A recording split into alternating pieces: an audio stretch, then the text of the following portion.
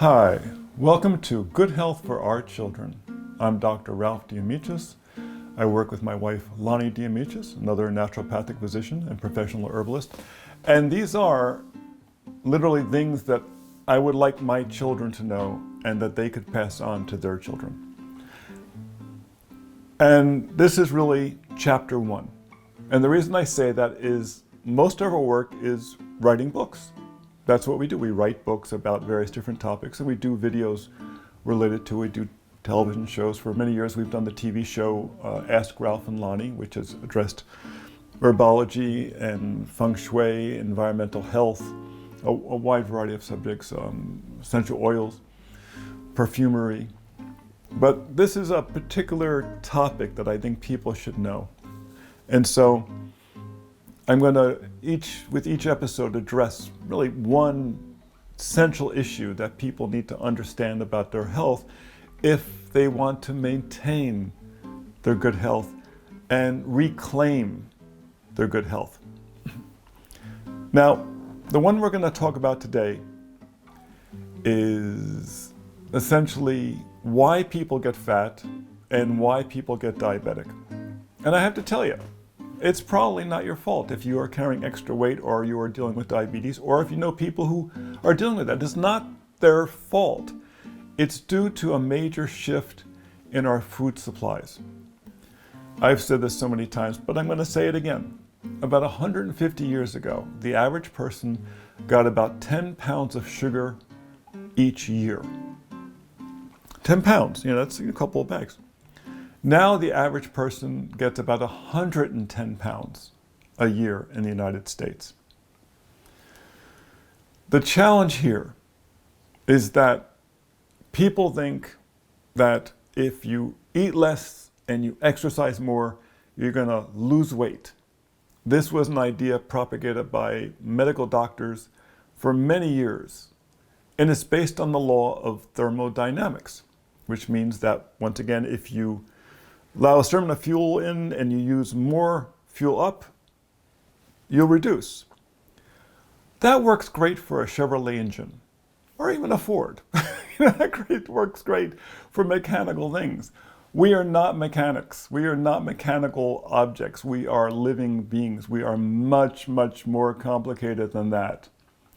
And it's very important to realize that they based this, when they said this, they did not base it upon any scientific studies. They based it upon an assumption coming out of science. And you have to realize too that medical doctors, the MD system, is only just over about 100 years old. Yes, it's just about 100 years old. Lonnie and I are naturopathic physicians. Our tradition goes back about 2,500 years to when it was standardized on the island of Kos in Greece by the school of Hippocrates. And, the medical doctors and the chiropractors, keep the Hippocratic Oath on their wall. And even though they don't abide by much of it, because if they abided by much of it, for instance, one thing they would have to do is they would have to provide education for free to the children of their colleagues. That was part of the Hippocratic Oath. And when you go in the history of health, there's been many, many different systems, and probably the most authentic and dependable one is having a mom kiss a child's boo-boo. That works 100 times. Every time, 100 out of 100 times. It's just the best possible way. After that, it would have been massage, rubbing things. The oldest system is herbology. The Chinese have an herbal book that goes back 5,000 years. Western books go back a tremendously long period of time. It's funny because the Chinese book are still using the same herbs. There's about 25 herbs in there. They still use all those herbs. Why? Because they're plants. They keep producing. Naturopathy was, like I said, systemized about 2,500 years ago. It probably existed before then, but we've worked with that system. And one of the places where the MDs get it wrong, and the MDs really were developed with the development of the pharmaceutical industry in the years after the drilling of the first oil wells, when they realized they could take the hydrocarbons from oil and manipulate them and create pharmaceuticals. And it's because they're coming from these synthetics so often that they have side effects. So when you watch the ads on TV, it will say, all these side effects. Take those seriously. Now, with natural products, there can be side effects too. Okay, they're not severe. It typically won't kill you. I mean, there are people who are killed by herbs every year. It's probably because, a box falls off a shelf and lands on somebody. But even that's pretty rare. Those herbs usually come in small packages.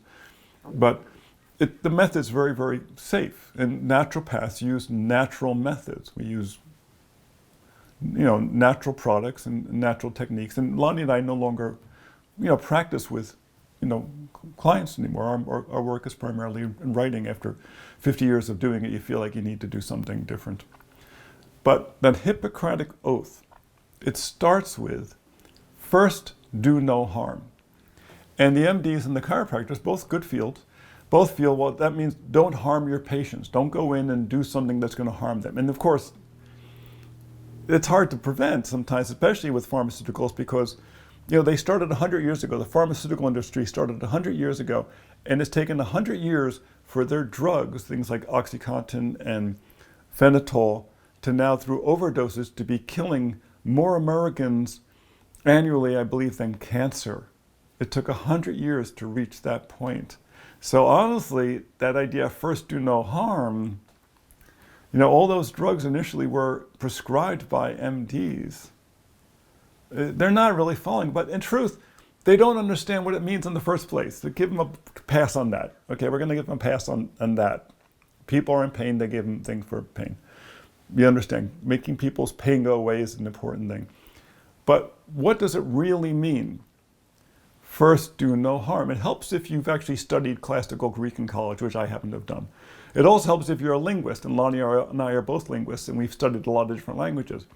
What they're saying wasn't first do no harm, it was begin with reducing the harm.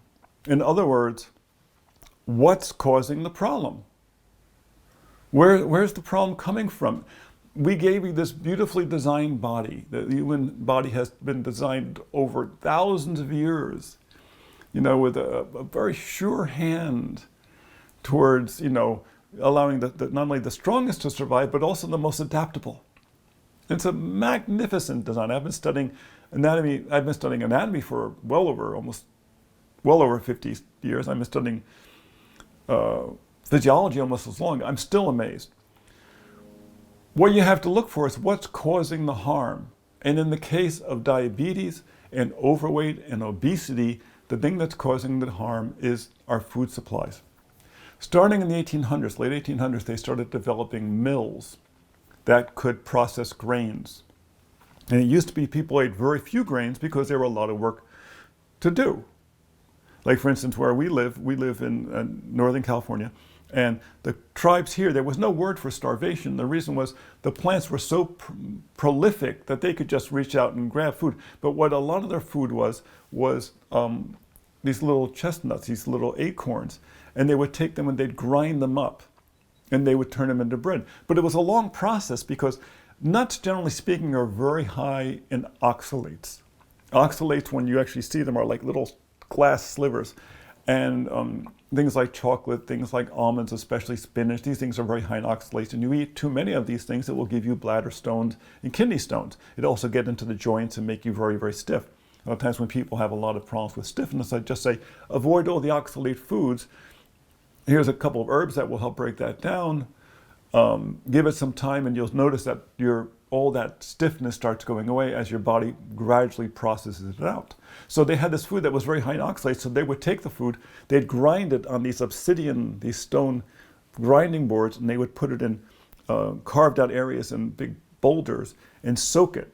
And over a period of time of being soaked, the oxalates, these heavy oxalates, would drop out of the acorns, and then they would take it off the top and they would use that for essentially baking a bread.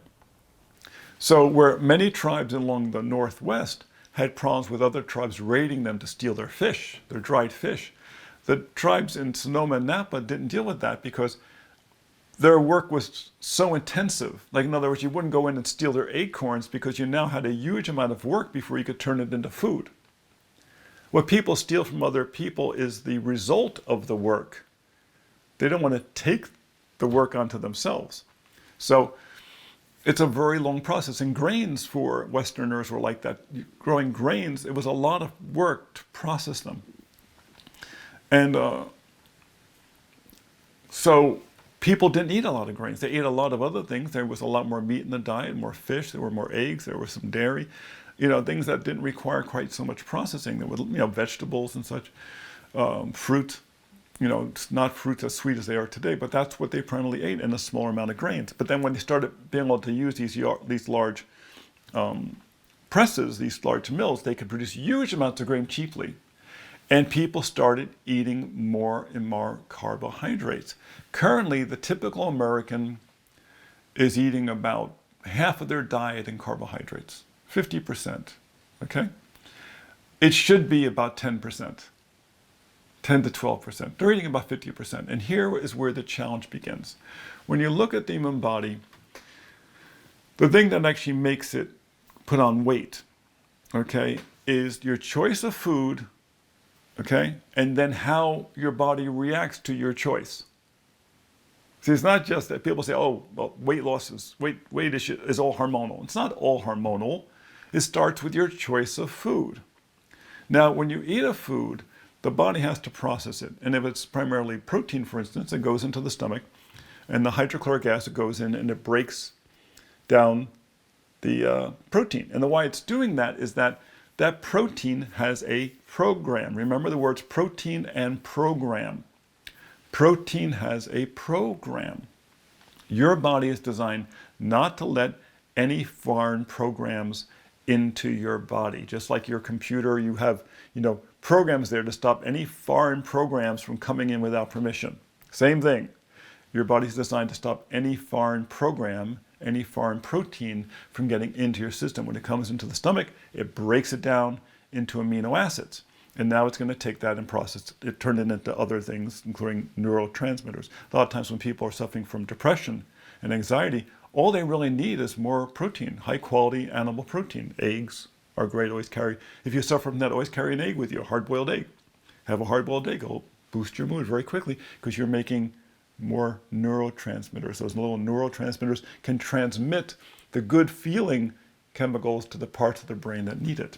Without those, you lose those little trains that can carry them across. So, with carbohydrates, when they come in, they had to be processed very fast. And for years, nutritionists thought that the body's preferred food was carbohydrates. Why?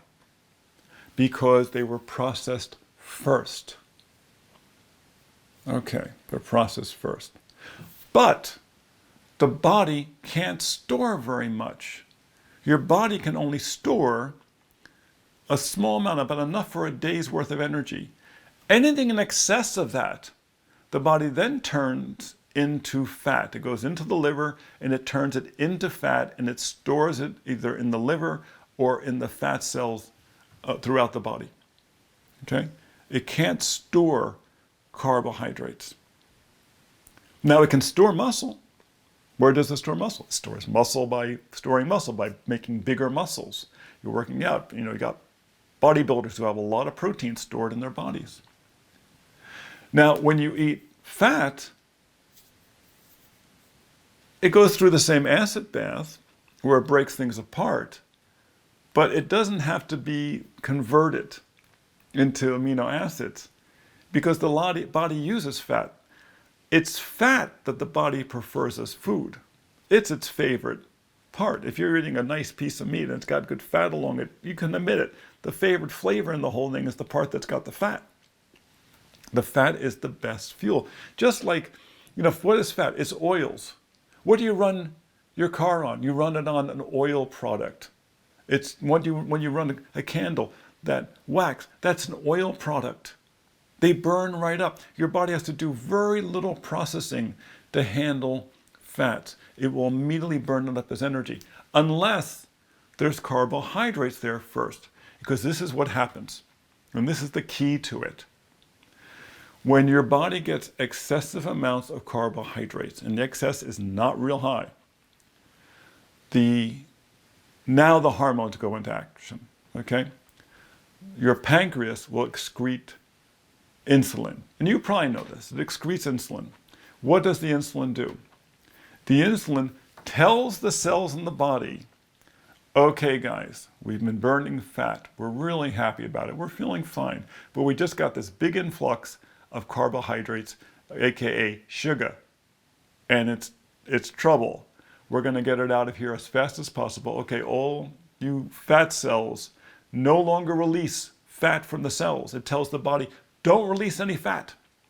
We're not going to burn any fat until we go through all these carbs. And we're going to burn the carbs off preferentially until they are gone. Why would the body do that? Because sugar, glucose, right, high carbohydrates over a certain body, certain amount, and it's not a very big amount in the bloodstream, is toxic. That's what's called diabetes. It's toxic. When it goes high, it starts destroying the nervous system, it starts destroying the bloodstream. One of the reasons is that, one, it's highly acidic, acid. Second, it's sticky, and it starts sticking into stuff. So it's sticky and acidic. Worst possible combination. Ever watch the horror movies where something comes flying out and it's acid and it sticks to the person? Worst part of the movie, right? I mean, definitely not, something you want to celebrate. This is the way the body deals with sugar. It excretes insulin to tell the body, don't burn any fat, and it increases the body's ability to burn up the carbohydrates. Okay, it will not store it beyond a very small amount, and anything over that amount is turning into fat, which it's now storing in the body. The way you fatten up cattle is you give them a lot of grains. If you want to fatten up cattle, you give them a lot of grains. And we're not cattle. Now, as the body's storing up more and more fat and people are putting on more and more weight and they want to lose weight, what's the key to that? Don't make the body excrete insulin. That's it. Don't get the body to excrete insulin, because with the insulin turned off, the body will preferentially burn fat. If it runs out of fat, it will burn protein. But if there's no carbohydrate stored, there's nothing telling the body, take things and store them in the fat cells. Don't add fat. And this is how we know this. This is how we know this. It's basic physiology. In the body, the most powerful things in the body per weight, okay, are hormones. There's about 50 hormones that we know about, and they all do important things. But many of them do it by excreting very tiny amounts, and that's what's important here. The amounts of hormone in the body are actually very small. When people are put onto statin drugs, are put into drugs where they're trying to lower their cholesterol, this can cause all kinds of side effects. You can look them up for yourself. One of the reasons being, all those hormones are made out of cholesterol. All hormones are fat-based, and the cholesterol is part of the component. So when you start dropping the cholesterol too much, you start wiping out, among other things, the sex drive. But a lot of other issues go along with it, because there are 50 different hormones. And of those 50 hormones, how many of them do you think tell the body to store nutrients as fat? How many of them tell the body to get fatter? Of 50 hormones, how many do you think? 5, 10, 15? One. So one of the major hormones, the only one that tells the body to hold on to fat, is insulin.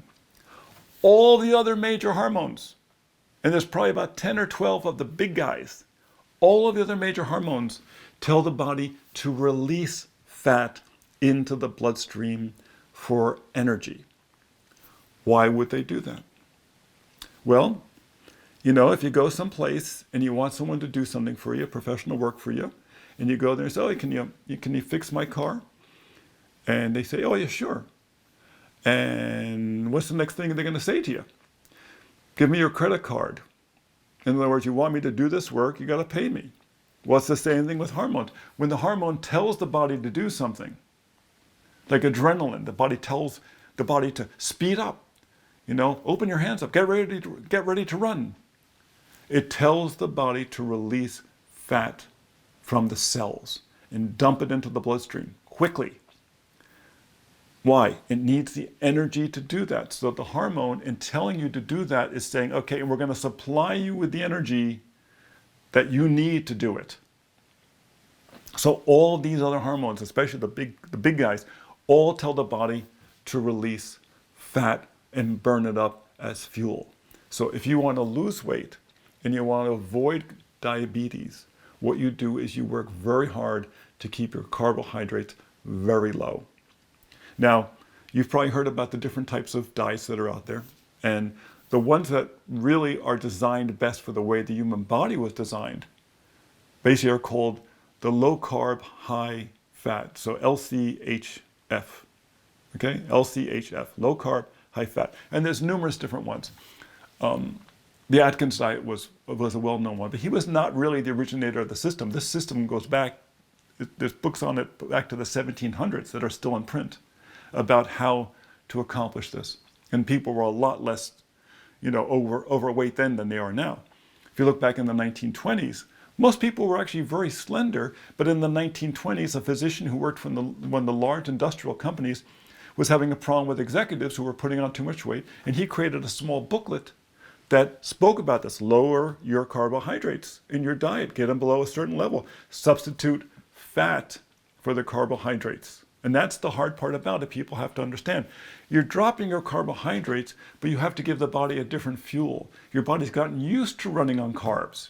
So it's going to crave carbs, but you don't want it running on carbs. You want it running on fat. So what you do is that you drop carbs out, you leave out that bagel in the morning, okay? You have a couple of eggs with bacon. Instead, eggs are, major component of eggs are protein and fat. Have them instead. It's much more satisfying. Lose weight and avoid diabetes. Keep your carbohydrate intake down to 50 grams or less per day. Now, you can read labels, and in the labels it will tell you how many carbohydrates are there, so it's pretty easy to do. Another diet is known as the paleo diet, Paleolithic diet. Why? This is the diet that goes back to the Paleolithic period before the agricultural period, which is what our bodies were designed for. It's a little higher in protein than ketogenic. It's a little higher in protein. Why? Because it's really ideal for athletes. If you're a serious athlete, the paleo diet works really well for you. And remember, you're not going to exercise your way to the weight you want. It doesn't work that way. Now, some people, it's easier to lose weight. And the problem is that many of the weight loss programs that are out there suggest to people, which is exercise more and eat less, those are people who are naturally thin. Don't take advice about how to lose weight from a person who's naturally thin. You got to take advice from someone who has weight problems and has worked on it and found their way to being slender, found their way to being fit. It's not the exercise that does it. Not that exercise isn't important, but it's not exercise that helps you lose weight. It's choosing the foods that are going to react well with your hormonal system, with how your body works. The keto diet has a larger amount of fat. So for most people, that actually works better than the Paleolithic diet. Paleo is, like I said, really perfect for athletes. With keto, that's 40-50% of your diet. It's actually a very, very nice diet. It's actually not a hard diet to do once you start doing it. The problem is we're surrounded by so many carbs. You go into Starbucks and the whole case is filled with carbs and sugar. And then half the drinks now are all sugared up. It's just really hard. We go to Starbucks, I get a plain Americano, black, without their milk, because even their milk, their coconut milk, has sugar in it, right? It has sugar in it. So, and then the third one of this, which is interesting, is what's called the carnivore diet. And this has actually become very popular, and it's pretty much all animal products, and it does not include dairy. Keto can allow dairy. Paleo doesn't really add dairy, but keto does. People can use dairy in that as well to a certain extent, but a lot of dairy can be very high in sugar, so you have to watch it. But the carnivore diet is very interesting. It's used when people have inflammatory issues. You see, all plants, we always think we should be able to eat all the plants that we want to eat. But all plants, they don't really want to be eaten. Okay? They're okay if we eat the fruit. Because with the fruit, they know we're going to consume it, we're going to take the seeds, we're going to drop the seeds off someplace else with some fertilizer, thank you very much. The plants, they're just like us, they don't want to be eaten, so they have defensive systems. And the defensive systems can be irritating. Like you should never eat raw broccoli, because once you break the walls in the broccoli, it's like epoxy. It's like mixing the two parts of the epoxy together. It reacts and it can be very toxic. Something like beans. People eat beans all the time. If you ate those beans raw or undercooked, they'll put you in the hospital or put you in a grave because they are that toxic. You have to process them a lot in order to make them almost non-toxic. But they still interfere with your enzyme functions. All these different plant foods have components that I don't want to be eaten. Sensible. And this is how I accomplish that. So people who are very sensitive to that, many people are not that sensitive, but for people who are very sensitive, maybe they have eczema, but maybe they have MS, maybe they have some other type of autoimmune problem, it's being made worse by all of these plant protective chemicals. And they'll move away from that and move to an entire animal-based diet. And realize meats have fiber in them. They have their own fiber. It's not like people think, oh, I have to get fiber, from my intestinal system, for my digestive system. No, meats have fiber in them. When you move to that, what happens is all those problems go away because you're no longer ingesting all of these chemicals that are irritating your system. It's really that simple. I think I mentioned about oxalates. Oxalates are a big issue for a lot of people. Deadly nightshade, potatoes, tomatoes, eggplant, tobacco, these are deadly nightshades. They're irritants to the body.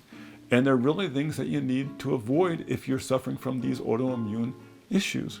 So these types of diets can really help you. And I hope this was helpful. Like I said, these are just the things I would like my children to know. I want our children to be healthy. I want our next generation to be healthy. There's a lot of stuff, I've been doing this 50 years now or so, and sometimes I feel like I'm pushing a rock up the hill because they keep coming out with more and more carbs and more sugar, and there's more and more obesity and more diabetes, and it doesn't need to be that way. So I'm Dr. Ralph Demetrius. I hope this was helpful, and I'm wishing you good health. Come see us at spaceandtime.com for more.